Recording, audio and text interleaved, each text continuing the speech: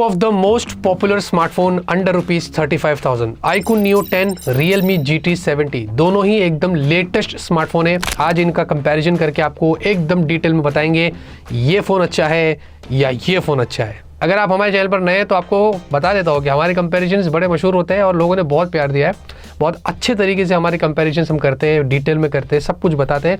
तो सब्सक्राइब करिए ताकि ऐसे वीडियोस की आपको नोटिफिकेशन मिल जाए, और लाइक करिए, वीडियो को शेयर करिए और कमेंट में ज़रूर बताना iQOO Neo 10, Realme GT 70। अब सबसे पहले डिस्प्ले की बात करेंगे तो भाई देखिए दोनों में ऑलमोस्ट सेम साइज़ की आपको डिस्प्ले मिलती है। iQOO Neo 10 में 6.78 इंच की है तो Realme GT 70 में आपको 6.8 इंच की है। लेकिन एक सरप्राइजिंग फैक्ट यहाँ पर ये है, जब दोनों को साइड में रखते हैं तो Realme का एस्पेक्ट रेशियो बेटर है। स्लाइट स्क्रीन साइज बड़ी होने के बाद भी थोड़ा सा फ़ोन छोटा फील होता है कंपेयर टू iQOO Neo 10 के। अब दोनों में जो स्क्रीन रेजोल्यूशन है वो सेम है, 1.5 के आपको मिलता है, लेकिन दोनों में आपको सेटिंग्स में ऑप्शन दिया गया है फुल HD और 1.5 के बीच में स्विच करने के लिए। तो मैं रेकमेंड करूँगा फुल HD पर रहेंगे, ज़्यादा डिफरेंस नहीं होता है, इससे थोड़ा बैटरी आप अपनी सेव कर सकते हैं। वैसे Realme के अंदर आपको मिलता है 120 हर्ट्ज़ की हायर रिफ्रेश रेट, तो iQOO में आपको मिलता है 144 हर्ट्ज़ की हायर रिफ्रेश रेट, और दोनों ही इक्वली स्मूथ फील होते हैं। वैसे ज़्यादा मेजर डिफरेंस मैंने इनके स्मूथनेस में नोटिस नहीं किया था, बट एडवांटेज है 144 हर्ट्ज़ आपको मिल जाता है, तो ये एक अच्छी चीज़ है। वैसे दोनों ही आपको एमोलेड डिस्प्ले मिलता है और दोनों में आपको HDR का सपोर्ट दिया गया है, और जो हाई ब्राइटनेस मोड है दोनों में वो डिफरेंस है थोड़ा।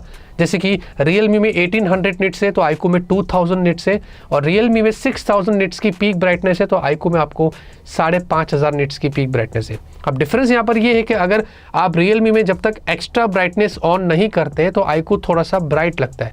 जैसे ही आप एक्स्ट्रा ब्राइटनेस टर्न ऑन करते हैं तो Realme उससे ब्राइट हो जाता है। तो इस तरीके से अगर आपको Realme में थोड़ी ब्राइटनेस अच्छी चाहिए तो एक ऑप्शन को आपको टर्न ऑन करना पड़ेगा। वैसे दोनों ही फ़ोन में ब्राइटनेस बहुत अच्छी है, इंडोर के साथ आउटडोर विजिबिलिटी भी दोनों कमाल की है। और दोनों के ऊपर अगर डिस्प्ले प्रोडक्शन की बात करें तो Realme में आता है इनका ड्रैगन ट्रायल का, और iQOO में आपको शॉर्ट सेंसेशन आपकी प्रोटेक्शन मिल जाती है।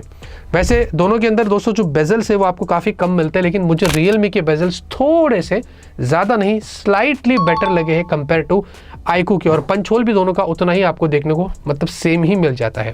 वैसे मल्टीमीडिया एक्सपीरियंस की बात करें तो Realme का जो डिस्प्ले है ना वो कभी कभी थोड़ा सा ब्राइट हो जाता है कंपेयर टू iQOO के, और कुछ कुछ सिनेरियोस में iQOO भी कभी कभी ब्राइट दिखता है कंपेयर टू Realme के। ये डिपेंड करता है कि आप इनमें कौन सा वीडियो प्ले करते हैं, और दोनों के जो कलर्स है वो बेटर है। मुझे Realme के कलर्स थोड़े से बेटर लगे थे कंपेयर टू iQOO के, थोड़ा सा सैचुरेटेड हो जाता है, ओवर सैचुरेटेड हो जाता है iQOO में, मैं ऐसे ही कहूँगा। बाकी दोनों के जो ब्लैक से वो गुड है, काफ़ी अच्छे हैं, मतलब ब्लैक बढ़िया से लगता है, कोई ऐसा ग्रेइश टिंट नहीं आता है, तो एकदम बढ़िया ब्लैक दिखता है, और वाइट भी काफ़ी अच्छे से वाइट लगता है। तो ओवरऑल मल्टीमीडिया एक्सपीरियंस दोनों का अच्छा है, बट Realme का स्लाइटली मैं एडवांटेज दूंगा क्योंकि उसके कलर को जो मेंटेन किया है वो वहाँ पर थोड़ा सा बेटर है। बाकी YouTube दोनों में आपको HDR का सपोर्ट मिलता है, और Netflix में Realme में आपको डॉल्बी विजन है, तो आपको iQOO के अंदर HDR 10+ का सपोर्ट मिलता है, और दोनों में प्राइम वीडियो पे आपको फुल HD मिलता है। तो ओवरऑल मल्टीमीडिया एक्सपीरियंस आपको दोनों का यहाँ पर ये सारे फीचर्स मिल जाते हैं, और दोनों ही फ्लैट डिस्प्ले, तो ये बोलना बहुत ही ज़रूरी था। ओवरऑल दोनों का डिस्प्ले क्वालिटी मुझे अच्छा लगा, कभी ये कुछ सिनेरियोस में अच्छा है तो कुछ सिनेरियोस में ये अच्छा है। सॉफ्टवेयर की बात करेंगे तो भाई दोनों में आपको काफ़ी फ़र्क मिलता है, काफ़ी डिफरेंट सॉफ्टवेयर एक्सपीरियंस है। Realme GT 70 में Realme UI 6 है और Android 15 है, 4 साल के ईयरली OS अपडेट्स, 6 साल के सिक्योरिटी पैचेस, लेकिन यहाँ पर काफ़ी ब्लोटवेयर्स आपको मिल जाते हैं। लेकिन थैंकफुली उन्होंने हॉट ऐप्स और हॉट गेम्स को पहले से ही डिसेबल करके दिया है, तो इसको टर्न ऑन करने की ज़रूरत नहीं है, और ग्लांस वगैरह भी आपको लॉक स्क्रीन के ऊपर मिल जाता है, तो ये सारी चीज़ें एक्सपीरियंस पूरा ख़राब कर देती है। कंसिडरिंग ये स्मार्टफोन 35,000 की रेंज का है, ये सारी चीज़ें नहीं होनी चाहिए जो आपको यहाँ पर देखने को मिलता है। और प्लस आपको स्टॉक डायलर दिया गया, अगर आपको कॉल रिकॉर्डिंग करना है तो वो आप कर सकते हैं, और AI फीचर्स भी आपको यहाँ पर भरपूर देखने को मिल जाते हैं। वैसे अगर आपको iQOO Neo 10 की बात करें तो उसमें FunTouchOS 15 Android 15 पर बेस्ड है। ये 3 साल के अपडेट्स देता है, 1 साल अपडेट इसका कम है कंपेयर टू Realme के, और यहाँ पर भी आपको फेसबुक, लिंक्डइन, नेटफ्लिक्स काफ़ी सारे ब्लोटवेयर्स देखने को मिलते हैं, और इसके अंदर भी लॉक स्क्रीन के ऊपर पोस्टर वगैरह आ जाता है। तो ये भी जिस प्राइस पर आपको मिल रहा है उसके हिसाब से ये सारी चीज़ें इसमें नहीं होनी चाहिए। स्टॉक डायलर दिया है कॉल रिकॉर्डिंग के लिए, वो आप कर सकते हो, और इसमें भी आपको AI फीचर्स मिल जाते हैं। अब दोनों ही फ़ोन में जो सॉफ्टवेयर एक्सपीरियंस है वो मुझे इतना पसंद नहीं है, मैं इतना बड़ा फ़ैन नहीं हूँ दोनों ही फ़ोन के सॉफ्टवेयर का। मेरे हिसाब से दोनों अपनी जगह पर ठीक है, बट मैं आपसे पूछना चाहता हूँ FunTouchOS या Realme UI, दोनों में से आप क्या चूज़ करेंगे? कमेंट में मुझे ज़रूर बताना। बैटरी के लिए दोस्तों दोनों में आपको सेम कैपेसिटी की बैटरी मिलती है, 7000 mAh की, और 120 वॉट का चार्जिंग, ये भी सेम है। और दोनों में ही बॉक्स में आपको चार्जर मिल जाता है, तो एक काम बहुत अच्छा हुआ है। और यहाँ पर काफ़ी इंटरेस्टिंग टेस्टिंग हुई, उसके बारे में बात करते हैं। देखिए, सबसे पहले अगर चार्जिंग की बात करें तो रियलमी ने लगभग 49 मिनट्स लिया था फुल चार्ज करने के लिए 0 to 100%। अब वैसे दोनों में हमने फास्ट चार्जिंग का ऑप्शन टर्न ऑन किया था। और iQOO Neo 10 ने लगभग 37 मिनट्स लिया, तो iQOO Neo 10 जल्दी चार्ज होता है। कंसिडरिंग दोनों में सेम बैटरी और सेम चार्जर है, फिर भी iQOO Neo 10 यहाँ पर जल्दी चार्ज होता है कंपेयर टू रियलमी के। बैटरी बैकअप की बात करेंगे तो हमने दो तरीके से यहाँ पर किया था। एक तो 4K वीडियो प्लेबैक यूट्यूब पर लगाकर छोड़ दिया फुल ब्राइटनेस पे हायर रिफ्रेश सेट करके, और हमने 12 घंटे कंटिन्यूस वीडियो प्लेबैक किया दोनों के अंदर। और यहाँ पर रियलमी जो था वो 54% ड्रॉप हुआ, 100% से मैं बता रहा हूँ, और iQOO Neo 10 48% ड्रॉप हुआ। तो रियलमी थोड़ा ज़्यादा बैटरी ड्रेन किया था कंपेयर टू iQOO Neo 10 के कंटिन्यूस वीडियो प्लेबैक में। और अगर मिक्स्ड यूसेज की बात करें, मतलब हैवी यूज़ जो हम पूरा सुबह से लेकर रात तक करते हैं, फ़ोन को बिना स्लीप में डाले हुए, इसमें गेम्स खेलते हैं, फोटोज़ वीडियोज़ लेते हैं, और साथ में नेटफ्लिक्स और वीडियोज़ ये सब कुछ प्ले करके कंटिन्यूस टेस्ट करते हैं, और ये हमने 10 घंटा किया था। रियलमी 88% ड्रॉप हुआ और iQOO 71% ड्रॉप हुआ। इससे ये पता चलता है कि भाई ऑन पेपर्स सेम बैटरी और सेम चार्जिंग होने के बाद भी आपको iQOO बेटर बैटरी दे रहा है कंपेयर टू रियलमी के। तो यहाँ पर जो ऑप्टिमाइजेशन किया गया है बैटरी की बात करें उस मामले में, तो आपको iQOO बेटर मिलता है कंपेयर टू रियलमी के। परफॉर्मेंस की बात करते हैं तो भाई दोनों में बहुत फर्क है। iQOO में आपको मिलता है स्नैपड्रैगन 8s Gen 4, ये आपको लेटेस्ट चिपसेट मिलती है जो कि 4nm पर बेस्ड है, जहां पर रियलमी में आपको मिलता है Dimensity 8400 और ये भी आपको 4nm पर मिलती है। अब दोनों के एंटूटू स्कोर्स की अगर बात करें तो भाई देखिए, रियलमी में थोड़ा अपोजिट हो गया था। जब हमने GT मोड ऑन किया तो 1.3 मिलियन के आसपास था, और GT मोड जैसे ऑफ किया तो 1.64 मिलियन के आसपास आ गया था। पता नहीं ऐसे क्यों हुआ। और iQOO Neo 10 की बात करें तो 1.75 मिलियन के आसपास आपको उसके एंटूटू स्कोर्स आ रहे हैं। दोनों थोड़े क्लोज लग रहे हैं, बट iQOO ऑब्वियसली आपको स्नैपड्रैगन 8s Gen 4 है तो वो आपको बेटर स्कोर्स देता है ऑन पेपर्स भी और वैसे भी। तो ये एक फ़र्क आपको देखने को मिलेगा दोनों के चिपसेट के अंदर। बट थर्मल्स की बात करें तो दोनों ही अराउंड 47 और 48 डिग्री सेल्सियस हीट हुए थे, तो ये बिल्कुल भी अच्छा नहीं था। दोनों काफ़ी ज़्यादा गर्म हो गए थे जब हमने यहाँ पर बेंचमार्क्स किया था, क्योंकि जब अनबॉक्सिंग के वक्त हमने ट्राई किया था तो वैसे नहीं था। अब रिव्यू के वक्त हमने दोबारा चेक किए तो ये चीज़ सामने निकल कर आई है। फिर हमने दोनों का CPU थ्रॉटल किया तो दोनों के थ्रॉटलिंग इतने अच्छे नहीं थे, मतलब रियलमी अराउंड 62 था तो iQOO अराउंड 65 था। ये मुझे यहाँ पर थोड़ा गड़बड़ लगी कि ऐसे क्यों, इतना थ्रॉटलिंग इश्यूज जनरली नहीं होता है, और ये यहाँ पर मैंने नोटिस किया था। और दोनों में अगर हीट की बात करें तो Dimensity 8400 इतना ज़्यादा हीट नहीं हुआ था, 42 के आसपास था, जबकि Snapdragon 8s Gen 4 CPU throttle में 47 डिग्री सेल्सियस हीट हुआ था। तो ये एक इशू है यहाँ पर कि ये ज़्यादा गर्म हो रहा है। लेकिन अगर Geekbench की भी बात करें तो यहाँ पर भी स्नैपड्रैगन 8s Gen 4 ने बाजी मार लिया है। सिंगल कोर और मल्टी कोर आप दोनों देख सकते हैं, वो आपको बेटर मिलता है कंपेयर टू Dimensity 8400 की। हमने थोड़ा और स्ट्रेस डाला, 3D मार्क का टेस्ट किया दोनों के अंदर। स्टेबिलिटी स्कोर्स रियलमी के इतने खास नहीं थे, 46% था, और iQOO के भी इतने खास नहीं थे, लेकिन फिर भी 63% के आसपास है, जो मुझे रियलमी से थोड़ा बेटर लगा था। और यहाँ पर Dimensity चिपसेट ज़्यादा हीट हुई थी 47 degree Celsius compare to Snapdragon 8s Gen 4 के जो अराउंड 44 डिग्री सेल्सियस हीट हुआ था। तो अब यहाँ पर समझ नहीं आ रहा है, बात ये हो गई है कि ये भी ज़्यादा हीट हो जाता है कुछ कुछ सिनेरियोस में, तो ये भी ज़्यादा हीट हो जाता है, तो कुछ कुछ सिनेरियोस में ये कभी ठंडा रहता है तो ये कभी ठंडा होता है। बट दोनों ही चिपसेट पर अगर आप ज़्यादा स्ट्रेस डालते हैं ना तो वो गर्म हो जाती है, तो ये एक पंगा है, ये आपको मैं बता रहा हूँ। बाकी उसके अलावा आपको LPDDR5X दोनों में मिलता है। वैसे iQOO वाले बोलते हैं कि 5X अल्ट्रा है जो थोड़ा और बूस्ट करता है, और UFS 4 रियलमी में है तो UFS 4.1 आपको iQOO में मिलता है। और दोनों के अगर आप UFS स्कोर देखते हैं तो वो अच्छे निकल कर आए हैं, 1 लाख से 1.5 लाख से आपको ज़्यादा देखने को मिलते हैं। लेकिन यहाँ पर अगर हम बात करते हैं दोनों के ऐप ओपन क्लोज एक्सपीरियंस की और कौन सा फ़ोन रैम मैनेजमेंट मैनेज करता है और कितना अच्छा है, मेमोरी में रहता है कि नहीं रहता है, तो देखिए स्टार्टिंग में तो दोनों बहुत अच्छे से काम कर रहे थे। हमने सारे ऐप्स ओपन क्लोज करके देखा, कोई लैग नहीं, कोई स्टटर नहीं। लेकिन 10 मिनट बाद जब आकर चेक किया, सरप्राइजिंगली रियलमी में मोस्ट ऑफ द ऐप्स जो है वो लोड कर रहे थे, जबकि iQOO Neo 10 में वैसा नहीं था। तो जो रैम मैनेजमेंट है वो साफ दिखाई दे रहा है कि iQOO Neo 10 का आपको काफ़ी बेटर मिलता है कंपेयर टू Realme GT 70 के, वो आपके सामने। और ये मुझे थोड़ा सरप्राइजिंग लगा क्योंकि बहुत सारे फोन्स मैंने टेस्ट किया हो, कभी भी ज़्यादा लोड नहीं लेते, बट GT 70 यहाँ पर काफ़ी लोड ले रहा है, वो आप यहाँ पर क्लियरली देख सकते हैं। उसके अलावा अगर गेमिंग की बात करें तो भाई देखिए दोनों में हमने BGMI ट्राई किया, और दोनों में वैसे iQOO Neo 10 में 120 FPS है, GT70 में ब्रांड ने बोला है कि 120 FPS आएगा, लेकिन अभी तक आया नहीं है और इसमें ये 90 FPS पे ही अटका पड़ा है। तो वैसे है, लेकिन बेटर स्मूथनेस में हमने जब गेम प्ले किया तो हमने आइको में देखा कि आपको बेटर स्मूथनेस मिलती है। कॉल ऑफ ड्यूटी दोनों यहाँ पर 120 FPS, तो वहाँ पर कोई प्रॉब्लम नहीं। जेंशिन इम्पैक्ट दोनों 60 FPS कॉन्स्टेंट रहता है और हमने सभी के अंदर आधे से पौने घंटा खेला है और ज़्यादा फ्रेम रेट्स में ड्रॉप्स नहीं देखा है, मतलब थोड़ा 1-2 ऊपर नीचे हुआ है। प्रॉपर यहाँ पर गेम प्ले एक्सपीरियंस दोनों में हुआ है और उसमें कोई कंप्लेंट्स नहीं है कि दोनों में आपको जो गेम प्ले मिलेगा वो काफ़ी स्मूथ मिलेगा। और गेमिंग के वक्त भी 42 से 43 डिग्री सेल्सियस मैक्स हमने हीट देखा था। तो एक चीज़ अच्छी लगी कि अगर आप लॉन्ग टर्म गेम खेलते हैं, 1 घंटा भी क्यों ना खेल रहे हो बैठे बैठे, तो ये फ़ोन्स दोनों भी ज़्यादा गर्म नहीं होते। लेकिन अगर आप बहुत ज़्यादा स्ट्रेस डालते हैं, कंटिन्यूस वीडियो प्लेबैक कर रहे हैं, कंटिन्यूसली अगर आपने इनके अंदर बेंचमार्क्स कर दिया है, बहुत धूप में जाके ज़्यादा इस्तेमाल कर रहे हैं, तो दोनों फ़ोन गर्म हो जाते हैं। तो ये चीज़ यहाँ पर क्लियर है। दोनों के यहाँ पर कैमरे की अगर बात करते हैं तो दोनों में प्राइमरी सेंसर सोनी है, सेम है 50 मेगापिक्सल का, लेकिन रियलमी में आपको थोड़ा बेटर सेंसर मिलता है IMX896 जिसमें OIS है और मैक्स 4 की वीडियो आप 60 FPS पे शूट कर सकते हैं। iQOO Neo 10 में भी आपको सोनी का सेंसर मिलता है और ये IMX882 वाला है, जहाँ पर ये पुराना सेंसर है लेकिन ट्राइड एंड टेस्टेड है, बट सेंसर बेटर हो सकता था। इसमें भी आपको OIS है और यहाँ पर भी मैक्स 4 के 60 FPS पे आप वीडियो शूट कर सकते हैं। वैसे दोनों में आपको 8 मेगापिक्सल का अल्ट्रावाइड सेंसर मिलता है, तो यहाँ पर दोनों में ही कहीं पर भी टेलीफोटो सेंसर नहीं दिया गया है और साथ ही साथ सेल्फी दोनों की 32 मेगापिक्सल की है और यहाँ पर भी दोस्तों आपको दोनों में 4K 60 FPS पे वीडियो मिल जाता है। अब देखिए पिक्चर क्वालिटी की पहले बात करते हैं। यहाँ पर डे में हमने ह्यूमन पोर्ट्रेट निकाला तो रियलमी जो है ना वो कुछ सिनेरियोस में वार्म हो जाता है।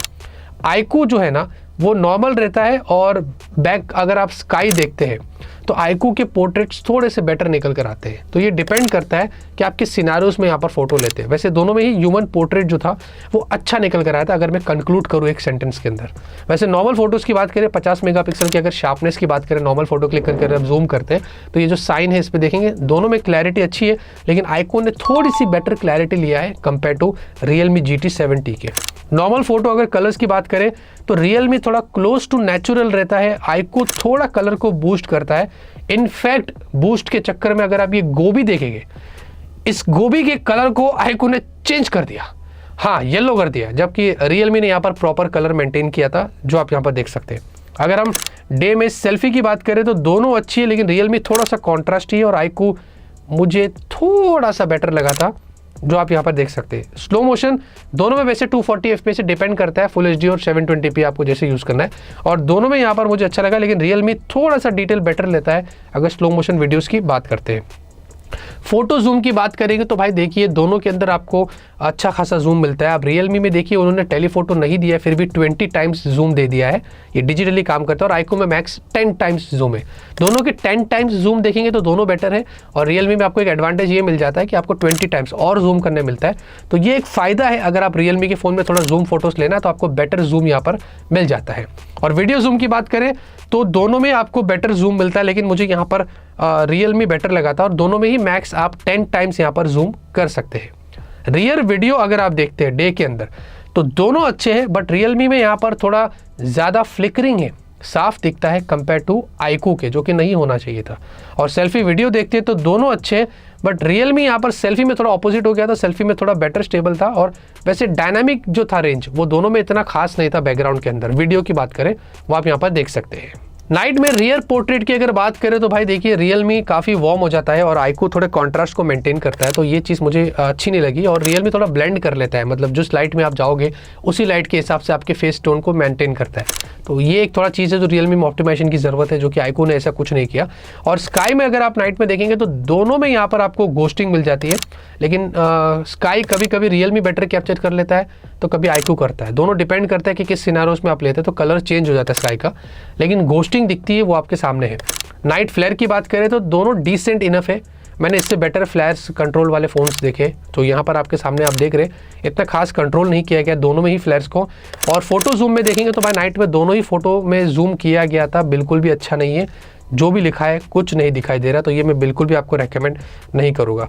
नाइट सेल्फी की अगर बात करते हैं, हमने पोर्ट्रेट और नॉर्मल भी लिया था, दोनों अच्छे हैं, क्लैरिटी अच्छी और पिक्चर क्वालिटी भी अच्छी है। अच्छी लाइटिंग कंडीशन में जाएंगे तो आपको अच्छी सेल्फीज यहाँ पर दोनों की मिल जाती है।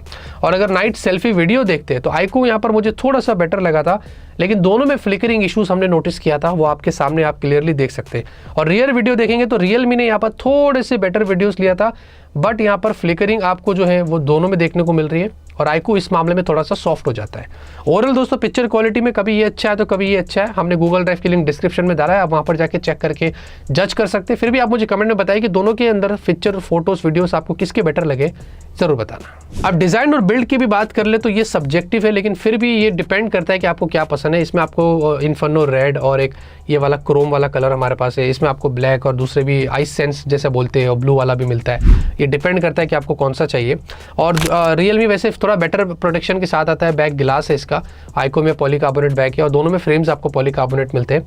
और थिकनेस वगैरह दोनों की अच्छी है, लेकिन आईक्यू थोड़ा बेटर है, 8.09 है तो रियलमी 8.2 है। कंसिडरिंग दोनों में 7000 mAh की बैटरी है तो आईक्यू ने इस मामले में थोड़ा बेटर मेंटेन किया था। लेकिन वेट रियलमी का बेटर है 203 ग्राम्स का और आईक्यू 209 ग्राम्स का। लेकिन फिर भी ऑनेस्टली जब मैंने दोनों को इन हैंड फील ऐसा किया हूँ तो मुझे दोनों में ज़्यादा डिफरेंस देखने को नहीं मिला था। वैसे दोनों के अंदर आपको जो है वो optical under display fingerprint scanner मिलता है, जो कि काफ़ी फास्ट और रिस्पॉन्सिव है। रियलमी के हैप्टिक्स मुझे बेटर लगे थे कंपेयर टू आईक्यू के। आईक्यू के हैप्टिक्स एवरेज लगे मुझे। तो हैप्टिक्स की बात करें तो रियलमी आपको यहाँ पर थोड़ा बेटर मिलता है। दोनों में आपको डुअल स्टेरियो स्पीकर से, डुअल माइक है, डुअल नैनो सिम है, हाइब्रिड नहीं है, सिर्फ नैनो सिम आप दोनों में लगा सकते हैं। और दोनों में USB पोर्ट जो है वो USB 2 वाला है, तो ये आपको समझना है। और दोनों में ही आपको IR ब्लास्टर मिलता है और रियलमी में IP69 आपको मिलता है, तो रेटिंग्स बहुत अच्छी है यहाँ पर, जबकि आईक्यू में आपको सिर्फ IP65 मिल जाता है। नेटवर्क कनेक्टिविटी की भी बात कर ले तो भाई देखिए दोनों में आपको मल्टीपल 5G बैंड्स मिलते हैं। रियलमी में 15 5G बैंड्स है तो आईक्यू में आपको 16 5G बैंड्स मिलते हैं। वाईफाई 6 रियलमी में है तो आईक्यू में आपको वाईफाई 7 मिलता है। दोनों में आपको ब्लूटूथ वर्जन भी अच्छा मिलता है। रियलमी में तो लेटेस्ट ब्लूटूथ 6 है तो आईक्यू में आपको ब्लूटूथ 5.4 मिलता है। कैमरा टू API दोनों में है, NFC आपको दोनों में मिलता है, वाइड वन L1 है, सारे सेंसर्स दिए गए। इनफैक्ट दोनों के अंदर आपको एयरटेल जियो के सिम का सपोर्ट अच्छे से मिलता है। SA NSA दोनों बैंड सपोर्टेड है। हमने इनमें स्पीड टेस्ट किया, डाउनलोड किया, सब कुछ करके देखा, कॉल क्वालिटी टेस्ट किया। ये डिपेंड करता है यूजर टू यूजर और नेटवर्क टू नेटवर्क आप कौन से लोकेशन पर है, लेकिन जितना भी उस मामले की अगर बात करें तो उसमें दोनों में कोई भी प्रॉब्लम नहीं थी। अब जाते रहते दोस्तों बात करते हैं प्राइस की और मेरे ओपिनियन की। तो भाई देखिए ये बहुत डिफिकल्ट पार्ट है, लेकिन हम एकदम क्लियर करते हैं। देखिए दोनों के अगर 8GB और 256GB वेरिएंट को कंपेयर करते हैं, क्योंकि रियलमी में आपको कोई 128 वाला वेरिएंट नहीं मिलता है जो आईक्यू में मिलता है, और 128 वाला जो है वो UFS 3.1 है। आईक्यू में एक ऑप्शन दिया गया है, इसीलिए उनके फ़ोन की जो प्राइस है वो 32,000 से स्टार्ट होती है। मैं सब विदाउट ऑफर बात कर रहा हूँ। अब दोनों का जो 8256 है वो बहुत क्लोज है। रियलमी 8256 से स्टार्ट होता है GT70 जो कि 35,000 का है, और आईक्यू नियो 10 जो है वो 8256 34,000 में आपको मिलता है। कंसिडरिंग जब रियलमी GT70 लॉन्च हुआ था तो हमने प्राइस के बारे में वर्डिक्ट नहीं दे पाए थे, क्योंकि हमने लॉन्च से पहले बनाया था। अब मैं क्लियरली वर्डिक्ट दे सकता हूँ और दोनों में से आपको बता सकता हूँ कि कौन ज़्यादा वैल्यू आपको देता है। अगर आप मुझसे पूछते हैं तो प्राइस के हिसाब से आईक्यू नियो 10 आपको ज़्यादा वैल्यू देता है। 1000 आपको कम भी मिलता है, बैटरी भी आपको यहाँ पर अच्छी मिल रही है, कैमरे में भी ऑलमोस्ट क्लोज है, डिस्प्ले भी ऑलमोस्ट क्लोज है, और आपको यहाँ पर ऑब्वियसली परफॉर्मेंस भी काफ़ी अच्छी देखने को मिलती है। स्नैपड्रैगन 8s Gen 4 है, लेकिन थर्मल्स उसके अच्छे नहीं है, गर्म तो होता है। और रियलमी GT70 मेरी एक्सपेक्टेशन ये थी कि ये जो स्मार्टफोन जब लॉन्च होगा तो ये 32-33 पर ही लॉन्च होगा या 30,000 पर लॉन्च होगा, क्योंकि हमने GT60 इससे ज़्यादा एग्रेसिव प्राइस पर देखा था, तो हमने इसीलिए इसको ओवर प्राइस समझा था। लेकिन कंसिडरिंग दोनों की प्राइस अभी ऑलमोस्ट सेम हो रही है, सेम वेरिएंट की अगर बात करें 256, तो रियलमी भी अच्छा है, बट मेरे ख्याल से रियलमी से ज़्यादा वैल्यू आईक्यू देता है। तो अगर आप मुझसे पूछते कि दोनों में से कौन सा फ़ोन बेटर है, तो दोनों फ़ोन अच्छे हैं। इसमें भी आपको काफ़ी अच्छी परफॉर्मेंस मिलती है, इसमें भी आपको कैमरा अच्छा मिलता है, बैटरी अच्छी चल रही है, डिस्प्ले आपको अच्छा मिलता है, तो आईक्यू में भी मिलता है। बट वैल्यू ज़्यादा प्राइस के हिसाब से आईक्यू देता है, जो कि साफ़ है, इसको हम छुपा नहीं सकते। तो ये चीज़ मैंने यहाँ पर क्लियर दे दिया, जो भी था आपको क्लियर कर दिया। आप मुझे कमेंट में बताइए कि आईक्यू नियो 10 या रियलमी GT70 आपको दोनों में से कौन सा ठीक लगता है। मैंने अपनी वर्डिक्ट क्लियर कर दिया। लाइक करिए, सपोर्ट करिए, सब्सक्राइब करिए, क्योंकि ऐसे कंपैरिजंस आपको मिलते रहेंगे। तब तक के लिए ऑलवेज कीप स्माइलिंग।